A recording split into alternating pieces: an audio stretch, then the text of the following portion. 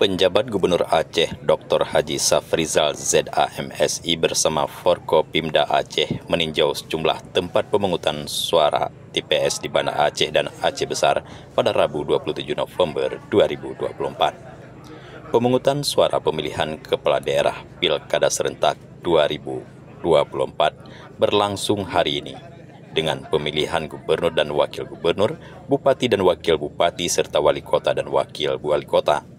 Dalam rangka memastikan kelancaran dan kesuksesan proses pemungutan suara, PJ Gubernur Safrizal bersama Forkopimda Aceh didampingi PLT Sekda Aceh, PJ Wali Kota Banda Aceh, PJ Bupati Aceh Besar, unsur penyelenggara pilkada, para kepala satuan kerja perangkat daerah SKPD, serta biru-biru di lingkungan Sekda Aceh melakukan pemantauan langsung ke sejumlah TPS. Titik pertama yang dikunjungi adalah TPS di SMP 2 Banda Aceh. Di sana, Safrizal bersama rombongan meninjau area TPS, mengecek ruang tunggu, serta menyaksikan antrian warga yang tengah menunggu giliran untuk memberikan hak suaranya. Safrizal juga menyapa dan memberikan semangat kepada para petugas TPS serta warga yang hadir untuk menggunakan hak pilih mereka. Peninjauan dilanjutkan ke TPS di SMA 4 Banda Aceh, TPS di Kompleks Stasiun TVRI, dan TPS Lembaga Pemasyarakatan Lapas Kelas 2A Banda Aceh di kawasan Lambaru Aceh Besar.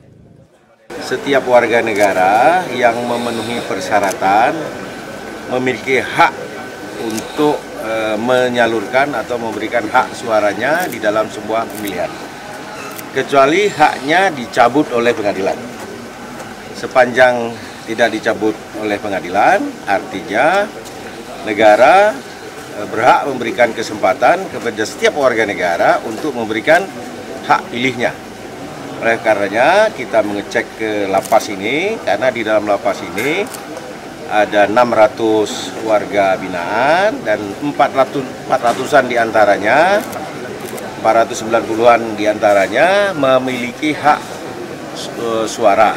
Karena memenuhi jumlah kuota dan dalam keadaan kondisi khusus, maka di lapas ini dibuat satu TPS tersendiri yang hari ini kita lihat bersama-sama dan berjalan dengan tertib, lancar, ada saksi, ada pengawas, sehingga hak suara dari tiap warga binaan dapat disalurkan sesuai dengan ketentuan peraturan perundang-undangan yang berlaku.